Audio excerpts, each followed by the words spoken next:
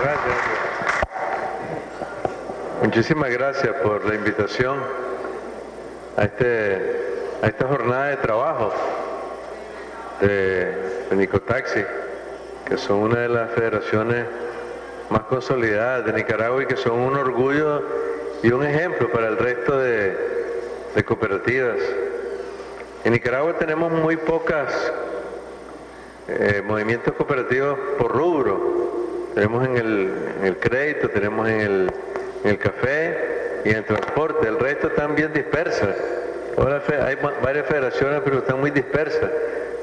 Y realmente creo que la línea es organizarse por rubro, como hacen otras cooperativas, pues.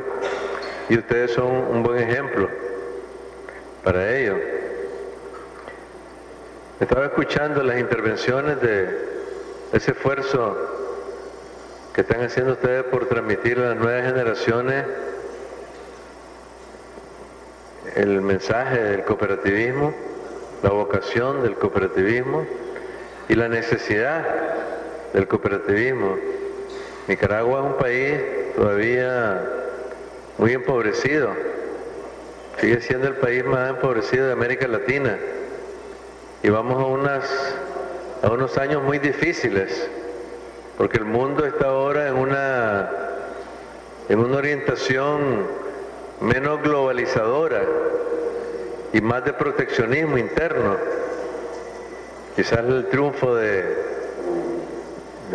próximo presidente de los Estados Unidos, Donald Trump, es una muestra de lo que los grandes países desarrollados e industrializados están poniendo en agenda.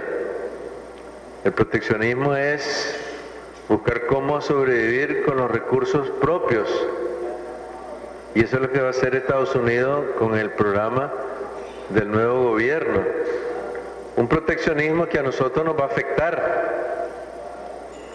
afectar en las remesas familiares, porque el proteccionismo busca cómo retener, en primer lugar, todas las divisas y procura destinar todos los recursos al trabajo interno. Entonces nosotros tenemos dos asignaturas que están en la agenda del gobierno de los Estados Unidos, como es el recuperar las inversiones norteamericanas en el extranjero. Es decir, uno del programa del nuevo gobierno de los Estados Unidos es lo contrario de la deslocalización. Con la globalización, las empresas de Europa y Estados Unidos se fueron al tercer mundo a buscar mano de obra barata. Ahora van a buscar cómo recuperarlas. Y eso implica pues disminuir la inversión extranjera, que hace falta, porque nuestros países pues son países con muy poco capital para poder despegar económicamente. Esa es una asignatura de su agenda. La otra son las remesas familiares. Van a empezar a ponerle impuestos a las remesas familiares y eso implica un golpe muy duro, porque Nicaragua no produce divisas netas. La economía nicaragüense es deficitaria en divisas. Nosotros importamos más de lo que exportamos. Nuestra clase empresarial no produce un solo dólar neto. Las únicas divisas netas que tenemos nosotros son las del turismo y las de las remesas familiares. Sin las remesas familiares, las cuentas nacionales en Nicaragua mostrarían que más bien que se ha aumentado la pobreza en Nicaragua, más que disminuido. Y la tercera asignatura del programa de este gobierno proteccionista en los Estados Unidos es que va a empezar a parar la migración y a mandar todos los migrantes que tengan antecedentes judiciales. Y eso sí que es una amenaza muy grave para Centroamérica.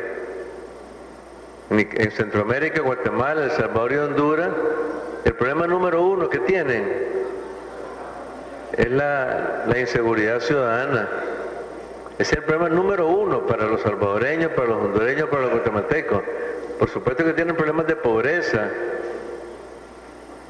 problemas de desempleo, problemas ambientales, pero el número uno es la inseguridad ciudadana, cosa que todavía en Nicaragua la mantenemos. Pero la inseguridad ciudadana en Centroamérica se creó con el envío de migrantes de los Estados Unidos a Centroamérica.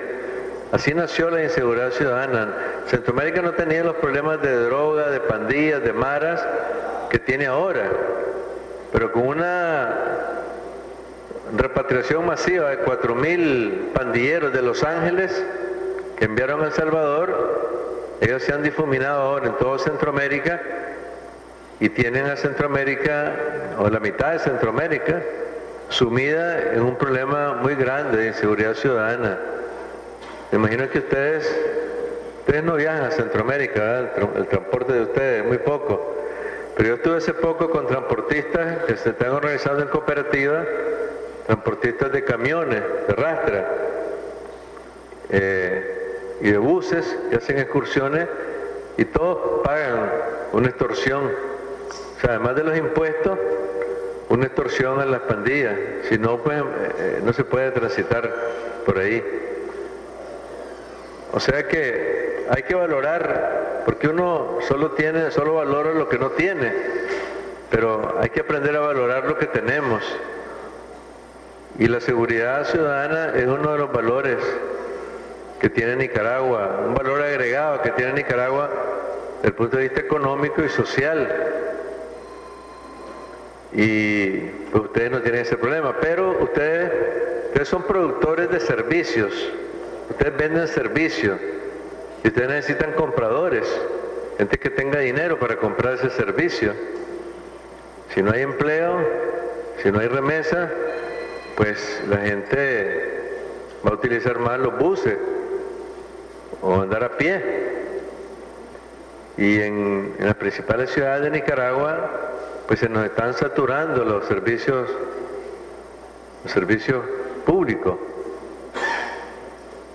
Los taxis están dentro de una economía de mercado donde la competencia es la ley fundamental.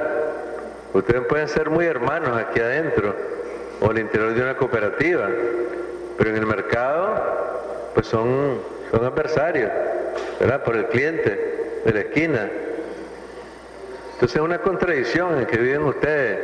Por un lado, viven en una economía de mercado donde la competencia es la ley fundamental, pero por otro lado están haciendo un gran esfuerzo por cooperativizarse.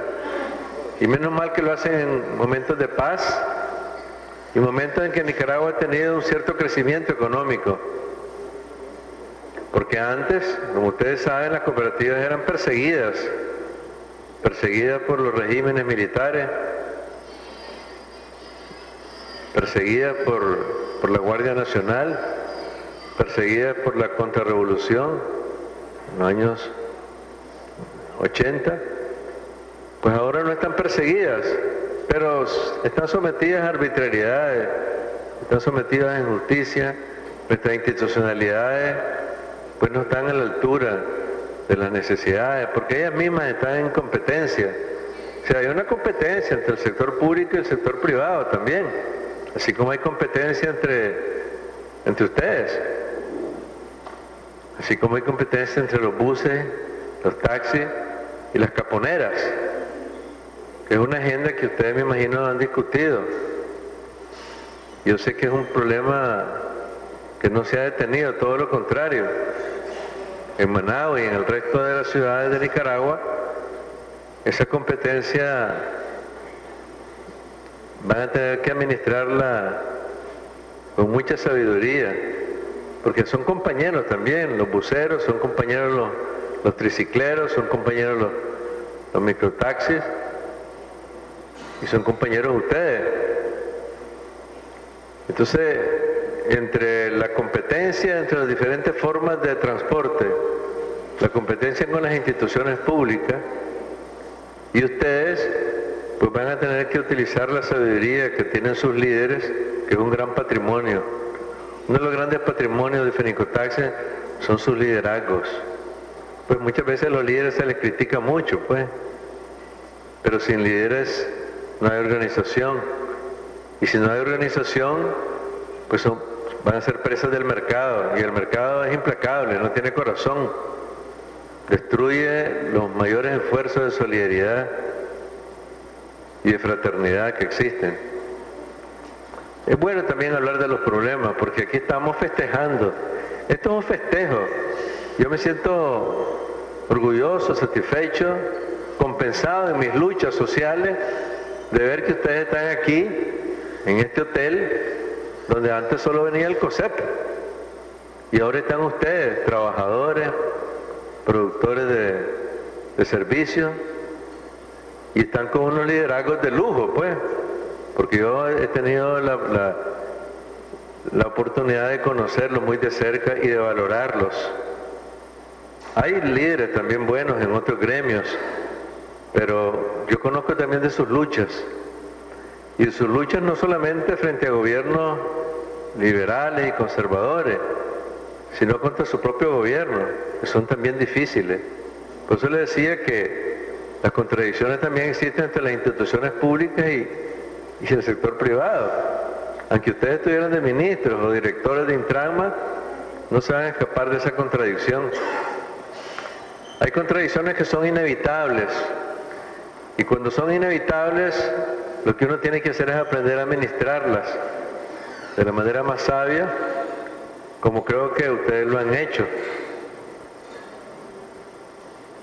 Ahora, ustedes me dirán, ¿pero por qué hay contradicciones con las instituciones? Bueno, hay contradicciones por la visión del mundo, hay contradicciones por la visión del transporte, hay contradicciones por la visión del tendido de calles y carreteras, de puentes, de pasos de nivel, en que los transportistas deben de participar, deben de tomarlos en cuenta. Y eso implica que ustedes tienen que aspirar a más. Aspirar no es malo, tener ilusiones no es malo, tener aspiraciones e intereses tampoco. Ojalá que algún día aquí en esta sala tengamos nosotros una asamblea de transporte de Nicaragua, donde estén los buses, los taxis, las caponeras, los camiones, las camionetas. Y yo les digo, ustedes serían uno de los sectores más significativos, de mayor aporte a la economía, tan grande como los grandes millonarios de Nicaragua, aunque ustedes pues están a nivel individual dispersos, pero juntos son una fuerza. Yo diría que no excluyan de su agenda la posibilidad de que un día tengan una confederación como hay en otros países, una confederación donde están todos los transportistas y son una fuerza. Además son una fuerza económica para el país, porque son los que mueven las mercancías, mueven a los trabajadores y mueven a los pobladores. Es decir, son una fuerza estratégica. Hay países que hicieron grandes revoluciones y fueron tumbados por los transportistas, porque las alianzas, muchas veces los dirigentes se olvidan de las alianzas con los movimientos populares, con los movimientos sociales, y en última instancia esas son las alianzas que van a perdurar, porque los grandes empresarios pues ellos se mueven de acuerdo a las posibilidades pues del lucro duro. Y en Nicaragua, como ustedes saben, tenemos uno de los empresariatos más débiles del mundo. Nuestras burguesías nacionales son muy débiles y están desapareciendo. Es decir, las multinacionales que están llegando a Nicaragua están desapareciendo a la burguesía nacional. Y una burguesía nacional es parte del patrimonio de un país. El COSEP es parte del patrimonio, porque tiene una visión de la economía, puede dialogar con el gobierno con más fuerza puede orientar al gobierno en una economía de mercado. Pero cada vez que viene una multinacional,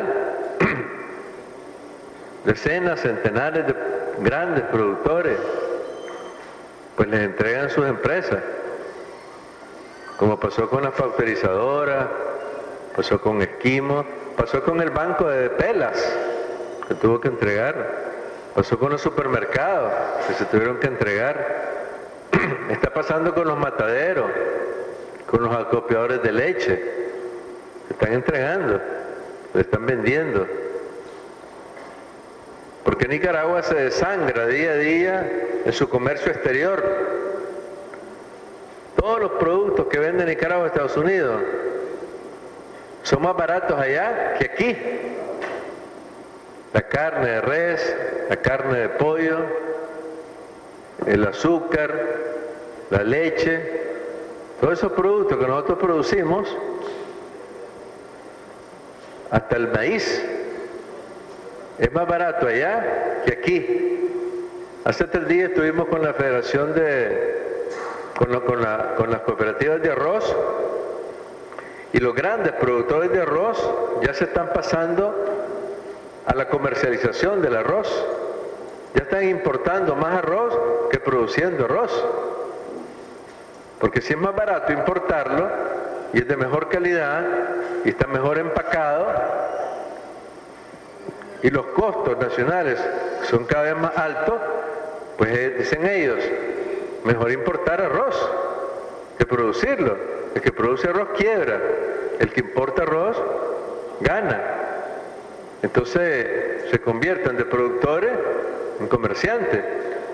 Y yo no es que los esté criticando, a lo mejor todos haríamos lo mismo, porque vivimos en una economía de mercado regida por el costo-beneficio. Tienen que velar por sus costos y por sus beneficios ustedes, si tienen una orientación empresarial como la tienen.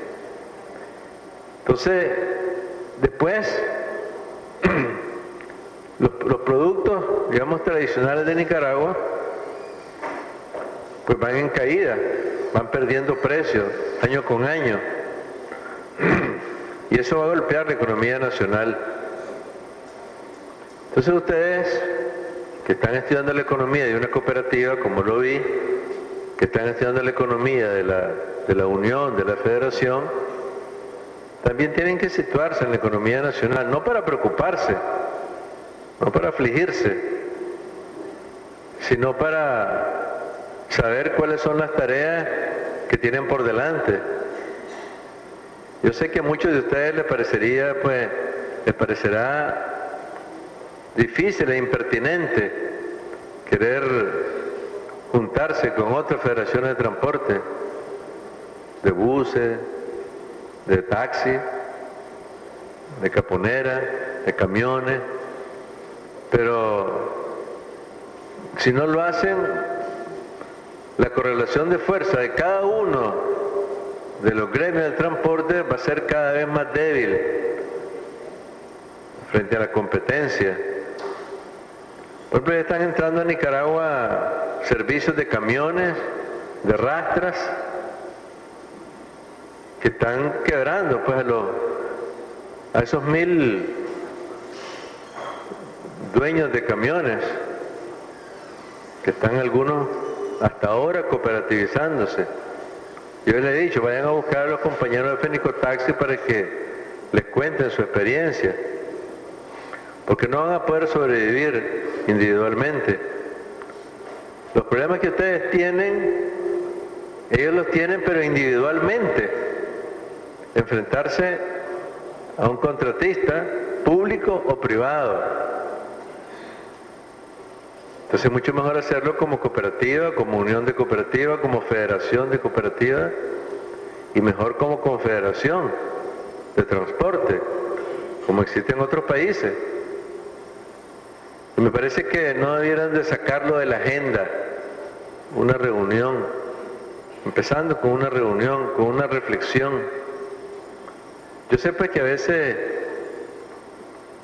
está lleno de contradicciones esa asamblea, pues, pueden terminar peleándose, pero es una necesidad. una necesidad para la economía de cada uno de los gremios de transporte y para la economía nacional. Pues yo quería decirles que nosotros andamos visitando con Ariel ahí como Quijotes para los diferentes gremios de cooperativas y hay problemas grandísimos, pues, que ustedes los tuvieron seguro hace 10, 20 años.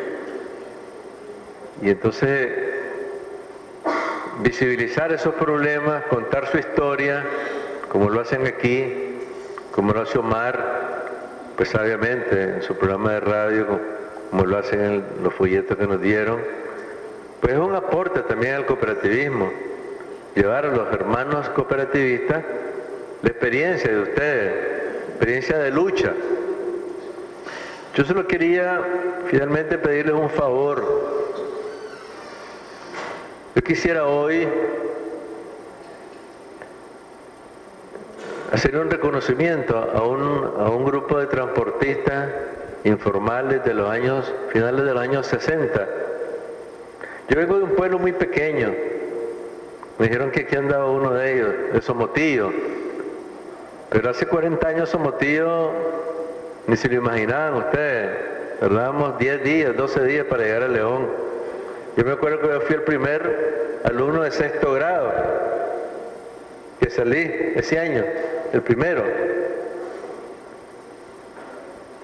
Y cuando me bachilleré, yo quería estudiar una carrera que no existía en Nicaragua. Y mi primer trabajo es una paradoja, y hoy no sé por qué, cuando me invitaron, dije yo, voy a pedir 5 minutitos para contársela, porque es parte de mi vida y es un homenaje que yo quiero hacerle delante de ustedes, a unos camioneros, porque yo para irme de aquí tuve que meterme a camionero a los 16 años para transportar algodón de Chinandega a Corinto, con un camión que le habían quitado a un tío mío. Yo le pedí a la Casa Pela que me lo dejara 5 meses solamente antes de quitárselo para conseguir yo mi pasaje para ir a Europa. Y se apiadó de mí el señor y me dice, bueno, 5 meses se lo vamos a dar. Entonces yo me fui a los 16 años a transportar algodón de Chinandega a Corinto. Pero por supuesto, la primera vez que hice fila, pues pasé casi 2 días y no pude llegar a que me recibieran la carga, porque ahí había, como decíamos nosotros, una mafia. Solo entraban los mamulones, que hacían 2 o 3 viajes, y yo no hacía ni uno. Entonces me fui a un restaurante a llorarle a los camioneros, a decirles que yo necesitaba eso para un pasaje, para irme, porque mi familia era muy pobre. Entonces ellos pues les llamó la atención, un chaval de 16 años estuviera de camionero, y a partir de ahí, pues cada vez que yo llegaba al puerto de Corinto, se abrían todos los camiones y me dejaban pasar a mí. Y entonces terminé yo haciendo 3 viajes y ellos 2. Yo no los olvido, porque sin eso yo no hubiera podido irme a estudiar. Entonces yo quería hacerle un homenaje pues a esa... Ellos estaban organizados pero a la brava, donde había, no había un presidente ni vicepresidente, había los líderes, los más fuertes, los más duros, los más viejos, de estar ahí. Pero se apiadaron de mí, porque yo pues les lloré, literalmente les lloré, porque les digo, si ustedes no me ayudan, yo no voy a poder sacar el pasaje para irme. Y ellos pues me lo dieron como un gesto, pues un chavalo iluso que quería estudiar. Entonces yo hoy quisiera pues, en nombre pues de ese, mi primer trabajo podría decir, ¿verdad? Mi primer trabajo de transportista, hacerle un homenaje a ellos, que la mayoría me imagino que ya han muerto, porque nunca los volví a ver. Yo me fui 10 años a estudiar afuera, después vine, estuve de decano en la universidad 1 año y después me fui a la guerrilla. Entonces nunca los volví a ver. Pero ustedes son transportistas. Y que sirva pues esta anécdota, esta pequeña anécdota de un compañero de ustedes que les tiene mucho cariño. Y créanme que efectivamente yo me siento orgulloso. Yo pongo mucho ejemplo de los transportistas, de Fenicotaxi, a quienes me quieren oír y a quienes no les gusta que les hable de ustedes. Pero yo en ausencia les hablo de ustedes, de la lucha de ustedes y del ejemplo de ustedes dentro y fuera de Nicaragua. Entonces los felicito por estar en este lugar, que dicho sea de paso, este lugar les quiero decir que en el 1990 pertenecía al Estado y estaba valorado en $25 millones en 90 y se vendió en $5 millones y todavía no ha terminado de pagarlo. No tengo nada pues contra los administradores de este centro, solo les digo pues parte de la injusticia. Pero bueno, ahora yo me siento contento de que el movimiento cooperativo se ha tomado pues, aunque sea por un día pues, 2 días, ¿verdad? Aunque sea por 2 días, Barceló y lo ha sabido aprovechar como he visto pues con el orgullo, con el amor, con la sabiduría, con que ustedes se hablan entre ustedes. Esa camaradería, esa fraternidad, a mí pues me alimenta el espíritu y se los agradezco de verdad. Muchas gracias.